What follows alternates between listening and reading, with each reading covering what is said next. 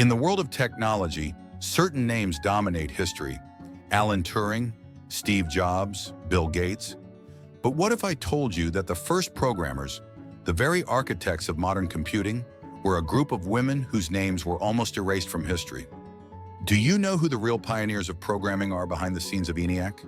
This is the story of the ENIAC programmers, 6 brilliant women who laid the foundation for modern software engineering, and yet for decades they remained in the shadows. The 1940s were a time of war, and victory depended on precise calculations, ballistics, trajectories, and firing tables for artillery. These calculations, done by hand, took days. The U.S. Army needed speed, so they funded a radical new invention, the Electronic Numerical Integrator and Computer, or ENIAC. ENIAC was a groundbreaking machine that revolutionized the field of computing in the 1940s.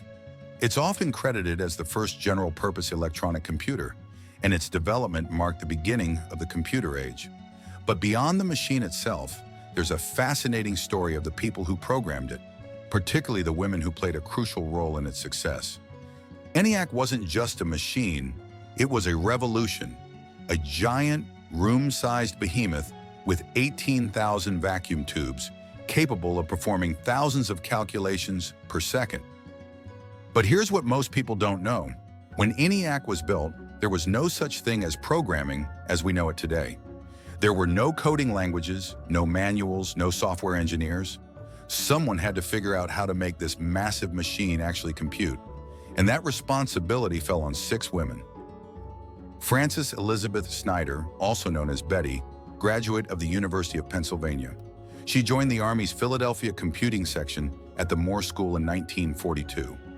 In 1945, she was chosen to program ENIAC and moved with ENIAC after World War II to APG, Aberdeen Proving Ground, to continue her programming work. She became an early employee of Eckert Mauchly Computer Corporation, working with the first commercial computers, and went on to a 40-year career at the cutting edge of computing and programming. Marlyn Wescoff, graduate of Temple University, she joined an Army radar project at the Moore School in 1942 and became part of the Army's Philadelphia computing section in 1943. In 1945, she was chosen to program ENIAC's ballistics trajectory program. Ruth Lichterman, undergraduate studying math at Hunter College in New York City, when she was recruited to the Army's Philadelphia computing section at the Moore School in 1943. In 1945, she was chosen to program ENIAC and moved with ENIAC after World War II to APG to continue her programming work. She then returned to the Moore School to work on other projects. Jennings, math graduate of Northwest Missouri State Teachers College in Maryville, Missouri. She moved to Philadelphia in 1945 to join the Army's Philadelphia computing section. In 1945, she was chosen to program ENIAC. After World War II, when ENIAC moved to APG, she continued her work with ENIAC, helping to design and program its converter code, and hiring and leading a programming team to deliver the Ballistic Research Laboratories, BRL, first wind tunnel programs for ENIAC. Kathleen McNulty/K, math graduate of all-women's Chestnut Hill College in Philadelphia. She was recruited to the Army's Philadelphia computing section at the Moore School in 1942 and became supervisor of a team operating the differential analyzer from 1942 to 1945. In 1945, she was chosen to program ENIAC and move with ENIAC to Aberdeen Proving Ground, APG, after World War II to continue her programming work. Frances Bilas, Fran, math graduate of Chestnut Hill College and Kay's best friend. She was recruited to the Army's Philadelphia computing section at the Moore School in 1942 and became the supervisor of a team operating the differential analyzer from 1942 to 1945. In 1945, she was chosen to program ENIAC and moved with ENIAC to APG after World War II to continue her programming work. They weren't hired as programmers. Officially, they were called computers, because at the time, human beings, not machines, did calculations. These women were mathematicians, handpicked from a pool of top talent, but their job wasn't just to solve equations. They had to teach ENIAC how to think.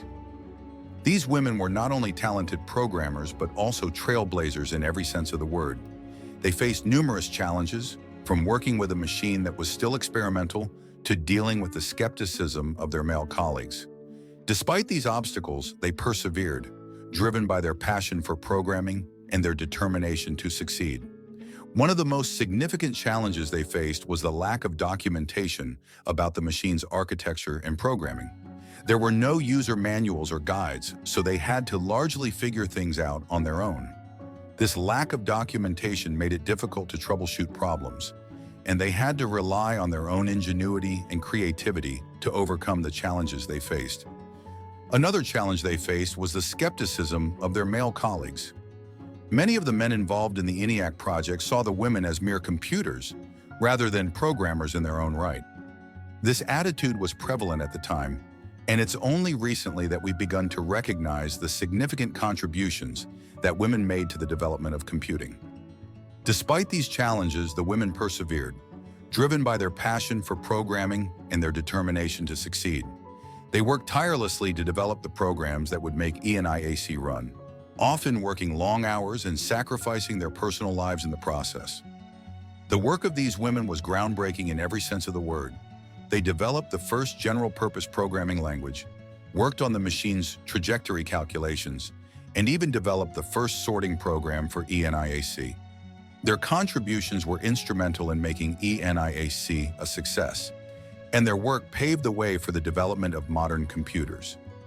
One key moment that showcases the ingenuity and resilience of these women is the story of the 1947 demonstration of ENIAC.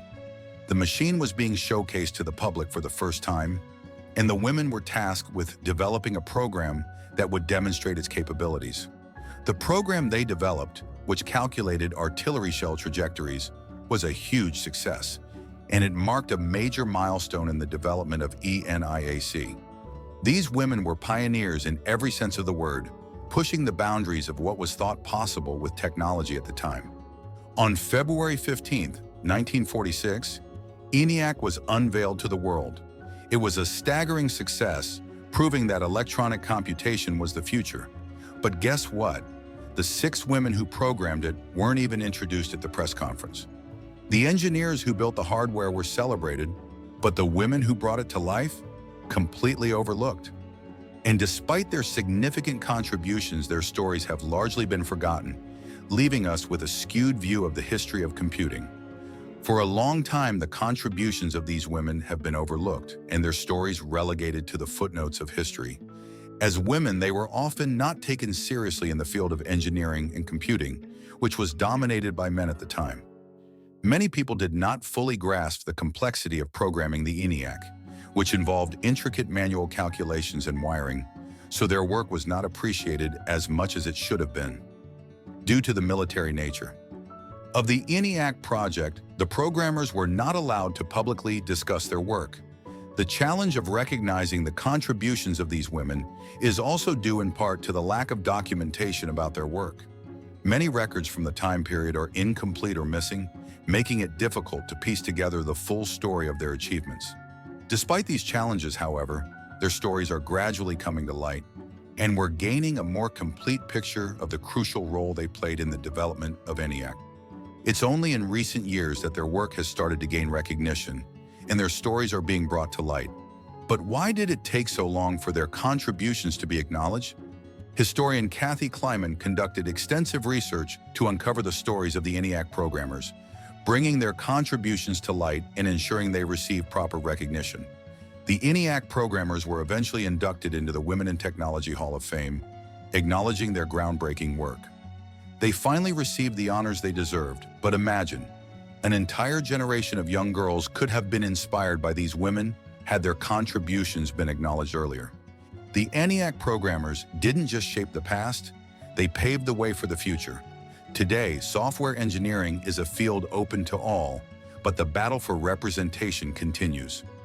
So the next time you use a computer, remember, the first software engineers weren't men in suits. They were 6 women in wartime America, solving problems no one had solved before. These forgotten heroes of programming deserve to be recognized, and their stories should be told and retold for generations to come. The story of the ENIAC programmers is a reminder that history often forgets its pioneers, especially when they don't fit the expected mold. But today we remember, and we tell their story, not just to honor them, but to inspire the next generation. If you enjoyed this story, hit the like button, share it with someone who loves history, and subscribe for more untold stories of innovation. Who do you think deserves more recognition? Let us know in the comments.